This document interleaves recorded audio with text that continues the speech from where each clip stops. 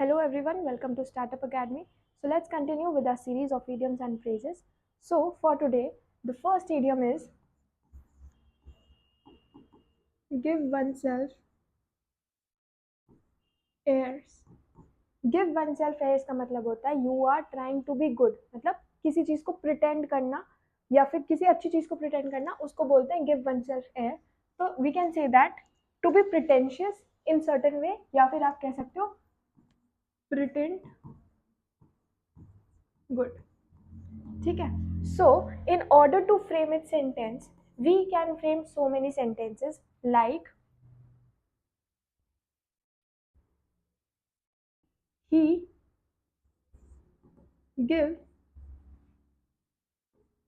himself airs, but deep down he is very humble. ठीक है, मतलब दिखाता है, वो प्रिटेंड करता है, but deep down he is quite humble. और we can say that he is giving himself airs after he got promotion. जब कोई आपकी तारीफ कर देता है तो यू प्रिटेंड समथिंग, कि अगर आपकी तारीफ किसी ने कर दी है, ठीक है, अच्छे काम के लिए करी होगी, बट किसी और पर्टिकुलर रीजन के साथ अगर तारीफें हो जाती हैं तो what we can say that someone is trying to pretend. तो उसी के लिए we have this idiom which is give oneself airs. ठीक है, so we can underline giving himself airs and here also gives himself airs. This was our second. ठीक है, sorry, second sentence. So first idiom is give oneself airs, which means pretending to be good. Moving on to the second idiom for today, which says give and take. Give and take का मतलब होता है you are trying to adjust. Basically adjustment को ही बोलते हैं give and take. ठीक है, तो जैसा दोगे वैसा मिलेगा, वैसा वाला सीन नहीं है. It is referred to as adjustment. All right. तो इसके लिए if we try to frame a sentence, what we can frame is a successful marriage is all about give and take.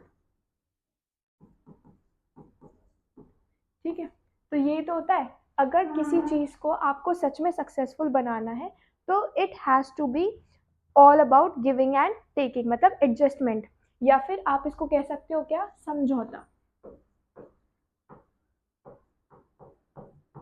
ठीक है, और समझौते की सबसे ज्यादा जो जरूरत होती है that is basically required in business class as well.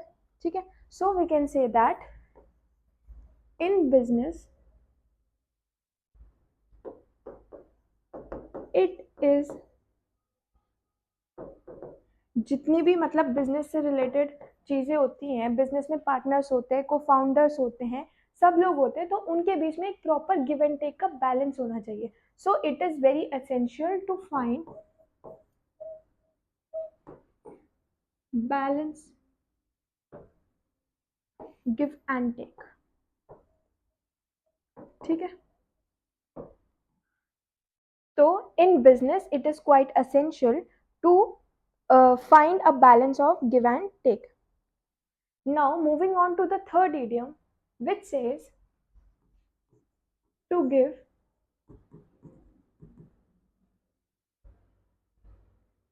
peace of one's mind. Giving piece of one's mind का मतलब होता है आप किसी चीज से डिसअप्रूव, मतलब किसी चीज को डिसअप्रूव कर रहे हो, जिसको हम बोल सकते हैं रेप्रीमेंट. टू रेप्रीमेंट, या फिर आप कह लो डिसअप्रूवल. और ये डिसअप्रूवल जो होगा ये होगा फॉर्मल. ठीक है, फॉर्मल डिसअप्रूवल. और यू कैन से स्कोल्डिंग, और क्या कह सकते हैं, express honest view in critical manner. तो अगर आप किसी चीज, अपने दिमाग का थोड़ा सा हिस्सा, मतलब you are sharing your point of view with someone, तो अगर आप गुस्से में कर रहे हो, इन अ क्रिटिकल मैनर कर रहे हो, थोड़े क्रिटिक्स के साथ कर रहे हो, तो then what will you use, you will be using to give a piece of one's mind, ठीक है, जिसके बहुत सारे मतलब हो सकते हैं, to reprimand, expressing honest view in critical manner, या फिर आप कह सकते हो scolding. Now we can say that I am going to give him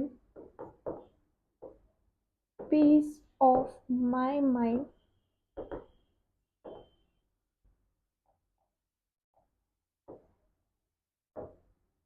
if he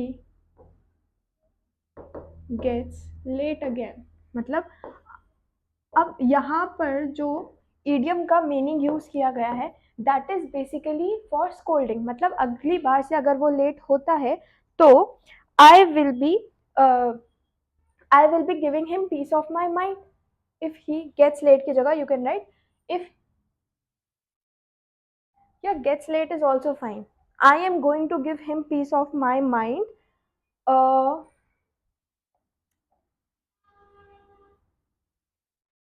you can place here for being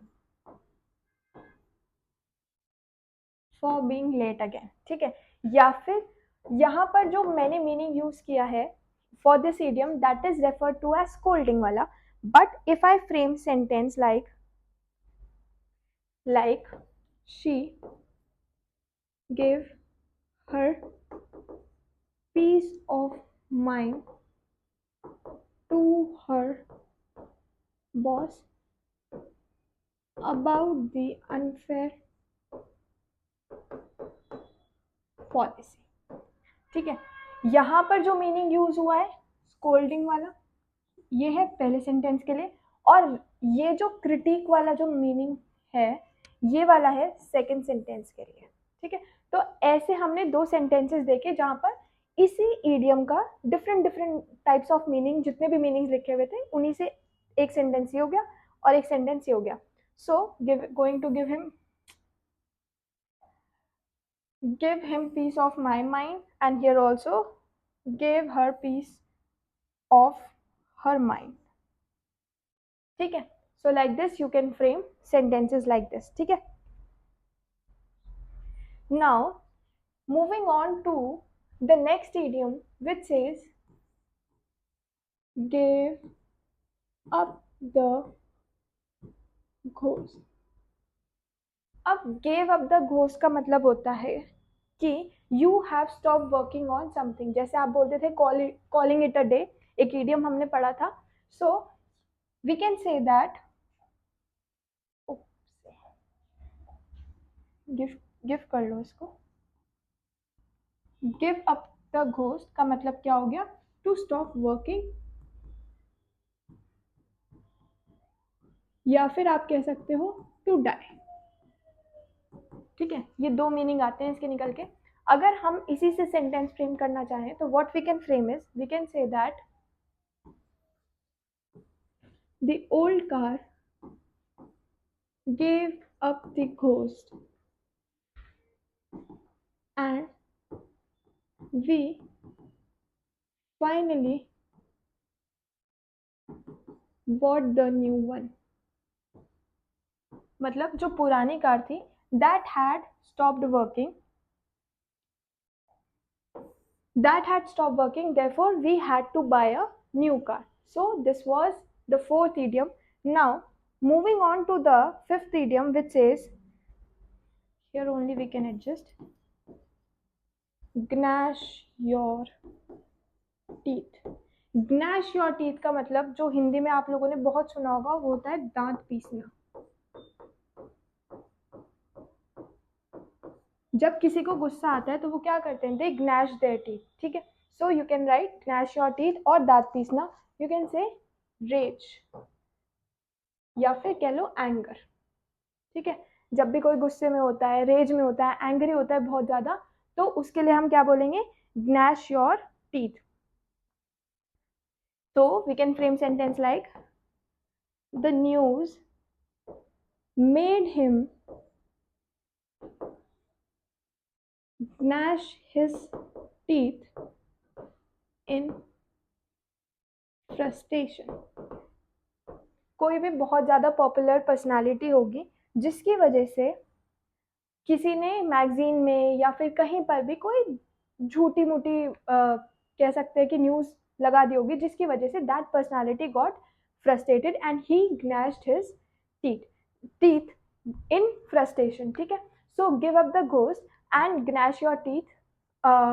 giving up the ghost का मतलब हो गया यू हैव स्टॉप वर्किंग और समथिंग हैज डाइड. या अब दूसरा है ग्नैश your teeth, जिसका मतलब हो गया दांत पीसना, या फिर आप जब बहुत ज़्यादा एंग्री होते हो then you gnash your teeth. So you can make an angry bird over here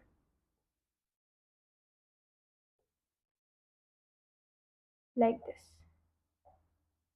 ठीक है,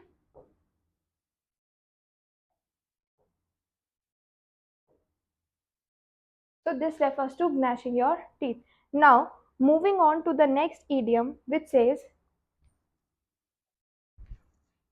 the sixth idiom, which says go belly up. Go belly up का मतलब होता है you are financially zero, now your bank account is all zero. तो मतलब bankruptcy आ गई. So to go bankrupt, इसको बोलेंगे go belly up. ठीक है, या फिर आप कह सकते हो दिवाला निकलना. दिवाला आपने सुना भी होगा कि लोगों का दिवाला निकल गया. ठीक है, और इसी से रिलेटेड एक गाना भी है, you can hear that song. ठीक है, सो इसी से related there is a song, you can hear that. But go belly up का मतलब क्या हो गया, you have gone bankrupt. So in order to frame it sentence we have the company went belly up after losing its major investor. Company को क्या हो गया, company एकदम डूब गई. किस वजह से, क्योंकि कंपनी एकदम से डूब गई क्योंकि उसका जो मेजर इन्वेस्टर था, वेंट बेली अप, उसका जो मेजर इन्वेस्टर था दैट वाज लॉस्ट. ठीक है, और we can say that the project went belly up due to lack of funding. Due to lack of funding. ठीक है, सो वेंट बेली अप का मतलब हो गया किसी चीज का दिवाला निकल जाना. एंड दिवाला कब निकलता है, when you don't have money. Certain amount और specified amount of funding is not provided, या फिर आप फाइनेंशियली बहुत ज़्यादा वीक हो, इतने ज़्यादा कि your bank is nil. So let's just quickly revise. Okay, give oneself air का मतलब हो गया you are trying to be pretend, you are trying to be good, मतलब प्रिटेंड कर रहे हो. In short term we can say pretentious. Then we have give and take. Give and take का मतलब होता है समझौता करना, किसी चीज के साथ एडजस्ट हो जाना एकदम. Then we have to give piece of one's mind. Giving piece of one's mind के 3-4 मतलब होते हैं, जिसमें से पहला हमने सीखा एक स्कोल्डिंग हो गया. दूसरा is you are disapproving something formally, या फिर आप कह सकते हो क्या कि आपने एक अपने ऑनेस्ट व्यूज देने हैं but you are giving your honest views in critical manner. ठीक है, then we have is give up the ghost, जिसका मतलब होता है something that has stop working और something that has died. Then is gnash your teeth, मतलब दांत पीसना, जिसको हम क्या कह सकते हैं, आप बहुत ज़्यादा गुस्से में हो, you are angry, you are in rich, like that. ठीक है, then we have go belly up. Go belly up का मतलब होता है बीइंग बैंकरप्ट, जिसको हम कहते हैं दिवाला निकल जाना. And on that we have framed sentences. So this was all for today. Thank you and keep watching our videos.